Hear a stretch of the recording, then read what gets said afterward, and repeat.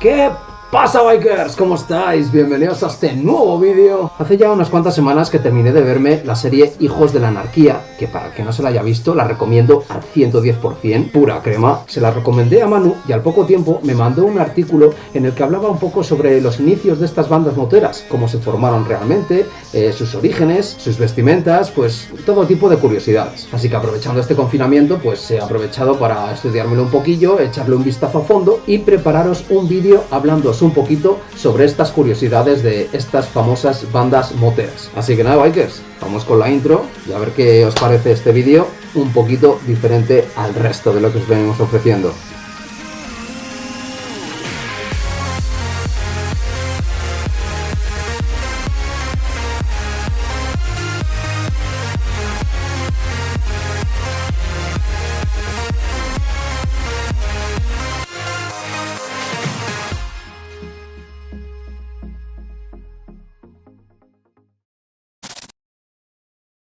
Este tipo de bandas nacieron a mediados del siglo XX en los Estados Unidos. Muchas de ellas fueron y son consideradas a día de hoy como bandas criminales, las cuales se autodenominaron ellas mismas como las del 1%. Más adelante veremos el porqué de este 1%. Se autodefinen muchas veces también como fuera de la ley y poco a poco, a raíz de esto, se fueron extendiendo por diferentes países de todo el planeta. Tenemos que tener claro que antes de la Segunda Guerra Mundial, el crimen y las motos no estaban relacionados entre sí. Es después de la misma cuando se empezaron a entablar estos dos conceptos. Y al igual que con lo del 1%, enseguida veremos por qué. El origen de estas bandas tiene mucho que ver con el conflicto bélico más grande de la historia, la Segunda Guerra Mundial. Muchas de estas bandas fueron fundadas por exmilitares que habían combatido en la Segunda Guerra Mundial en Europa y habían regresado a Estados Unidos después de la guerra. Tenéis que pensar que estos exmilitares, claro, llegaron a Estados Unidos con una mínima pensión que otorgaba el gobierno, pero que a la hora de ir a buscar trabajo había muchísima oferta para tan poca demanda. Solución: muchos lo que hicieron es invertir ese dinero que les otorgaba el gobierno en comprarse motos como las que habían visto en el ejército, principalmente Harleys o Indians. Y muchos de ellos tuvieron la suerte, aparte de no solo verlas, incluso llegaron a pilotarlas. Ojo, menudo privilegio, ¿eh? Así es como nacieron entonces las primeras bandas o motorclubs, como los llamaban los estadounidenses a los grupos moteros del país. Dichos grupos moteros se empezaron a identificar con las siglas MC de motorclub, y como hemos dicho anteriormente, a raíz de esto empezaron a expandirse por diferentes países de todo el planeta. Su vestimenta es muy particular y lo que más destaca de ellos pues es el típico chaleco vaquero o de cuero que suelen parchear con el nombre de sus países, o en el caso de los Estados Unidos con el nombre del estado y no al que representan o al que pertenecen, más bien al estado del que consideran que es su propiedad. Suelen ser muy territoriales y pueden llegar a enfrentarse entre sí por un territorio, pudiéndose dar el caso, como os acabo de decir, de que si una banda rival se parchea el mismo estado que ellos, se lo pueden tomar como una ofensa, la cual resolverán de forma violenta, ya sea a machetazos, a puñetazos, a pistoletazos, vamos, que la van a liar bastante parda. Prueba de ello, de que suelen ser bastante violentos, está en dos de los acontecimientos moteros violentos más importantes de la historia. El primero de ellos fue el que llamaron la Gran Guerra Motera Nórdica. Sucedió en el norte de Europa. Comenzó en 1992 y duró hasta 1997. Fijaos, 5 años hay de guerra, como quien dice, ¿eh? Tela. Las bandas enfrentadas fueron Los Ángeles del Infierno contra Los Bandidos, porque como hemos dicho hace un momento, aunque estas bandas naciesen en Estados Unidos, tenían sus diferentes capítulos o sus diferentes secciones en diferentes países del planeta. Este enfrentamiento se saldó con 12 muertos y 96 heridos, en unos 80 diferentes tiroteos, durante 5 años, recordemos. El segundo suceso ocurrió en la ciudad de Quebec, en Canadá. A este acto le denominaron la Guerra Motera de Quebec. Enfrentó una vez más a los Ángeles del Infierno contra los Rock Machine. Este enfrentamiento duró algo más, desde 1994 hasta 2002.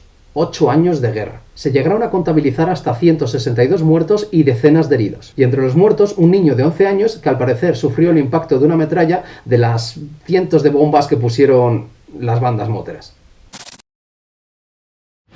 Volvemos a la Segunda Guerra Mundial, que como veréis va a tener mucho que ver en esto de los inicios de las bandas moteras. La tripulación de los bombarderos solía vestir con el uniforme que correspondiese al cuerpo aéreo al que perteneciese, el cual consistía, entre otras prendas, en una chaqueta o chupa de cuero que solían parchear con los diferentes cuerpos aéreos a los que perteneciesen. Y en alguna ocasión llegaron incluso a pintarse en la espalda el logo que habían diseñado para identificar a su avión, el mismo que ponían en los morros de los aviones. Los miembros de estas bandas moteras, recordemos que muchos de ellos eran exmilitares, hicieron prácticamente lo mismo. Copiaron la estética de la tripulación de los bombarderos. Se enfundaron unas botas, se pusieron unos vaqueros, una camiseta y encima se ponían un chaleco vaquero o de cuero, ya fuese encima de la camiseta o encima incluso de la chupa de cuero. Y al igual que hacían en el ejército, acababan parcheando sus chalecos con los logos, pues en este caso, de su motoclub. Hoy en día lo que se suele parchear, seguramente sea porque es más práctico, son los chalecos de cuero, a los que llamaban estas bandas moteras cut, y que no se debería de lavar nunca. Menuda cochinada, colega. ¿Cómo no vas a lavar el chaleco? O sea, lleno de cerveza, lleno de chinotes, de los cigarros, de lo que fuese. Pero bueno, era su filosofía. El motoclub o banda motera más mítica de la historia es los Hells Angels o Ángeles del Infierno, que todo el mundo seguro que los conoceréis o habréis oído hablar de películas o simplemente pues de ser el grupo motero más mítico de la historia, como os digo. Copiaron su nombre del bombardero B-17 que combatió en la Segunda Guerra Mundial. Y el logotipo lo sacaron también del Escuadrón 552 de bombardeo, que consistía en una calavera con unas alas. Como veis, la Segunda Guerra Mundial y los militares tienen mucho que ver con estos inicios de estas bandas criminales moteras. Que ojo, no todas empezaron a ser bandas criminales ni se autodenominaron del 1%. Eso, como hemos dicho al principio, lo veremos enseguida. Como estamos comentando, estos miembros de bandas moteras eran exmilitares, ¿vale? Tenemos que recordar que tenían una mínima pensión, la mayoría de ellos no tenían trabajo, entonces, pues, ¿qué hacían? Se dedicaban a irse de fiesta por ahí con sus motos. En 1947, en la población de Hollister, una población con unos 4.500 habitantes y un cuerpo de policía que constaba de unos 7 oficiales, creo, más o menos, se llevaba organizando desde los años 30 un evento motero que consistía en carreras de motos. Este evento se tuvo que suspender durante un tiempo por la Segunda Guerra Mundial y no fue hasta 1947 cuando se reanudó de nuevo. El caso es que era un evento que se organizaba entre el 3 y el 6 de julio, teniendo al 4 de julio la fiesta nacional estadounidense entre medias, pues allí en ese evento aparecieron más de 4.000 moteros de diferentes bandas. Y recordemos que era una localidad con unos 4.500 habitantes y poquísima policía. Os podéis imaginar la que se iba a liar allí. Como era un pueblo tan pequeñito, pues no había sitio para que pudiese dormir todo el mundo. Los hoteles estaban repletos, las casas estaban completas. Bueno, acabaron durmiendo los moteros pues por allí, pues donde podían, pues tirados en los parques, en los portales, en la calle, en los bares, en cualquier lado. Eso era un desfase total. Ese pueblo durante los 3 días no se veían más que motos para arriba y para abajo, de un lado para otro. Y durante todo el evento pues hubo muchísimas peleas, muchísimos destrozos, pero lo más impactante de todo es que ningún habitante del pueblo fue agredido. Hubo un montón de peleas, pero las peleas las ocasionaban entre los propios moteros. Las propias bandas se peleaban entre ellas. El problema vino cuando terminó el evento. La AMA, la Asociación de Moteros Americana, quiso dejar claro que los disturbios habían sido ocasionados solamente por el 1% de la sociedad motera, dañando la imagen, lógicamente, del 99% restante. A muchos de estos moteros o miembros de las bandas, recordemos que eran exmilitares que habían luchado en la Segunda Guerra Mundial por la liberación de Europa, no les hacía mucha gracia este comentario. Habían vuelto de nuevo a su país, después de luchar en una guerra. Se les otorgaba una mínima pensión de 1 año, no tenían trabajo, y encima ahora se les consideraba como un cáncer de la sociedad motera. Vamos, fue la gota que colmó el vaso. Ellos mismos aprovecharon ese hándicap para autodenominarse ellos mismos el 1%, y empezaron a colocarse en sus chalecos un parche con un rombo y dentro un 1%, que con esto lo que querían recalcar es que vivían sin ningún tipo de orden ni ley, ajenos a la sociedad. Toda acción tiene su reacción. Y entonces, pues aprovechando el boom de este 1% que estaba en boca de todo el mundo, llegó un director de cine y filmó en 1953 la película protagonizada por Marlon Brando, El Salvaje, que trataba lógicamente pues sobre el estilo de vida de estas bandas autodenominadas el 1%. Si ya había bastante boom a raíz del evento motero que se protagonizó en Hollister, después de sacar la película se crearon muchísimas más bandas moteras autodenominadas del 1%. Como hemos comentado, se empezaron a parchear estos chalecos con el símbolo del 1%, pero hay otro tipo de símbolos o de parches a cual más interesante. Vamos a ver algunos de ellos. Uno de ellos puede ser el número 13, que representa a la letra M del alfabeto, que es la primera letra de la palabra madre o mother en inglés. Con eso quiere representar que ese miembro pertenece al motoclub original, pero este número 13 también se puede interpretar como un juez y 12 miembros del jurado, que en este caso quiere decir que ese miembro del motoclub ha estado en la cárcel. Otros dos parches pueden ser los que rezan las palabras filthy few o expect no mercy. Ya sabéis que mi inglés es penoso, ¿eh? Con esto quieren indicar que el portador de dichos parches ha cometido delitos de sangre en nombre del grupo. Otros símbolos o parches que podían portear estos miembros de los grupos o bandas moteras estaban muy relacionados con simbología del Tercer Reich. Recordemos que esta gente era exmilitares que habían combatido en Europa durante la Segunda Guerra Mundial, pero no quiere decir que esos parches o esos símbolos los llevasen por supremacía o por hacer apología nazi, ni mucho menos. Algunos los lucían simplemente para demostrar que habían estado luchando en Europa y otros simplemente como rechazo a la sociedad. A día de hoy los símbolos moteros del Tercer Reich más representativos que hay son la Cruz de Malta, que fue apadrinada por los moteros como la Cruz de los Moteros, o el casco de guerra de un soldado alemán. Esos dos son los símbolos moteros más representativos a día de hoy del Tercer Reich. Tenemos que pensar que en este tipo de bandas no se podía unir uno así como así de la noche a la mañana.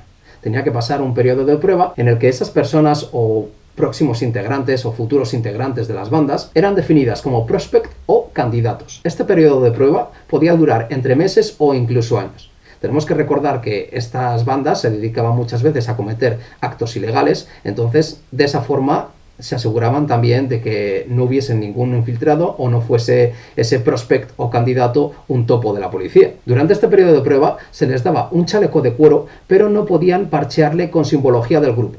Solamente podían parchearle con el territorio al que pertenecían y en ocasiones a veces se les ponía prospect, para definir que esa persona estaba en periodo de prueba. Era un prospect o candidato. Mientras durase el periodo de prueba, tenían que ser, por así decirlo, como sus sirvientes, como unos pequeños esclavos para ellos. Tenían que ser fieles a todos los miembros del club y, sobre todo, al club en general. Eran usados como el chico de los recados, o en ocasiones cuando hacían salidas todos juntos con las motos, estos iban atrás con la furgoneta, para llevar las pertenencias más pesadas y en caso de que estuviesen transportando algo ilegal, se alejaban, dejaban un margen de distancia con el grupo de las motos para que no hubiese relación entre ellos. Tras este periodo de prueba se haría una votación y en algunos grupos se necesitaría unanimidad para admitir a ese futuro miembro. Una vez ya dentro del club se le permitiría poder parchear su chaleco con los logos y el nombre del club.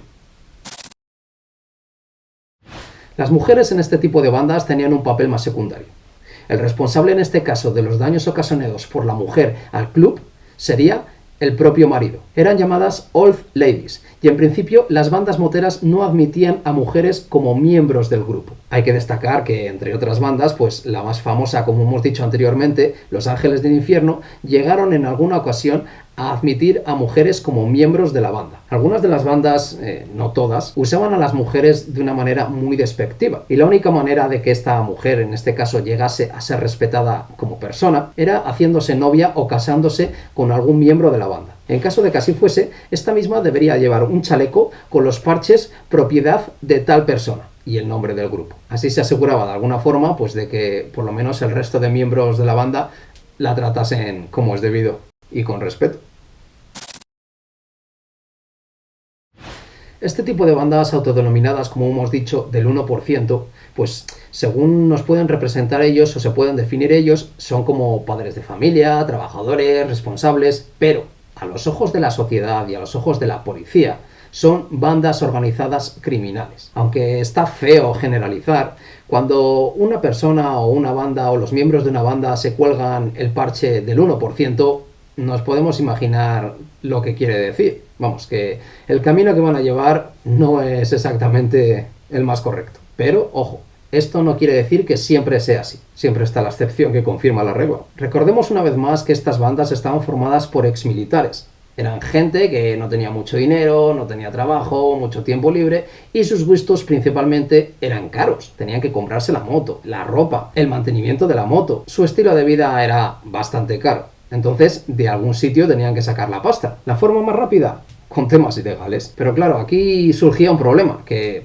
esas vestimentas llamaban la atención por todos los lados. O sea, tú no puedes ir a cometer un delito pues con tu chupa de cuero, con tu chaleco de cuero, con tus parches que identifiquen quién eres, a qué grupo perteneces, el territorio en el que vives. O sea, tronco, poco de cabeza. Muy inteligentes no eran. Ya no solamente acababan en la cárcel por cometer delitos. Como hemos dicho anteriormente, estas bandas son muy territoriales y están muy unidas entre sí, entre sus miembros, por lo que si una banda rival intenta meterse en su terreno o se mete con algún miembro del grupo, responderán con una máxima violencia fijo. Supongamos ahora que, por la razón que sea, algún miembro del grupo decide dejar la banda. Ya no quiere seguir con esto. Puede hacerlo de una forma metafórica, es decir, se va alejando poco a poco del grupo, pero sigue siendo un miembro más de la banda. Si le necesitan por algo, acudirá, pero se va alejando de los actos delictivos, quiere hacer como otro tipo de vida. Y en el caso de que lo quieras dejar definitivamente o en el peor de los casos te lleguen a expulsar de la banda, todas tus pertenencias moteras pertenecen al grupo. El chaleco, los parches, y en el caso de que tuvieses tatuajes, que seguramente los tendrías, se deberían tapar completamente con tinta para no dejar ninguna muestra de que tú has pertenecido a ese grupo. Es en el mejor de los casos que te dejen taparte el tatuaje, porque se han llegado a dar casos incluso en el que se han arrancado la piel. Para flipar. Pues por aquí terminamos, bikers. Como os he comentado al principio, aprovechando el confinamiento me ha tocado hacer otro vídeo pues sin poder salir a la calle, sin poder grabar, ya que no tenía nada grabado anteriormente, porque quién iba a saber que iba a pasar todo esto, ¿no? Pero bueno, puede ser una prueba de una nueva modalidad de vídeos en los que, por ejemplo, pues en los días que no pueda salir a grabar porque está lloviendo o porque haya tenido otra clase de asuntos en los que no haya tenido tiempo para poder salir a grabar, y aquí desde casa es muchísimo más fácil, más rápido y más barato, también os digo. La verdad he querido también probar a hacer un vídeo sin música, ya que a algunos de vosotros no os gustaba la música, quizás a veces estaba un poco alta o directamente no queríais música cuando se hablase de un tema. Así que estaría guay en los comentarios que nos dejaseis si os ha gustado este formato, si preferís más los motovlogs como tal, y también si os ha parecido el tema interesante. A mí personalmente me gusta bastante y puede que más adelante os traiga alguna cosita más sobre estas bandas moteras. Y por otro lado, pues nada, familia, nosotros seguimos con el confinamiento. Recordaros que nos podéis seguir en redes sociales, tanto en Instagram como en Facebook. Muy importante, si os ha gustado el vídeo, pues nos dejáis un like, y si no os ha gustado el vídeo, pues un dislike, pero recordad dejarnos en los comentarios el por qué habéis dado un dislike para que podamos ir mejorando. Y poco más, familia, quizás el próximo vídeo sea igualmente desde aquí, ya que nos han alargado tras 2 semanas más de confinamiento. Así que ya nos vemos en el próximo vídeo. ¡Adiós!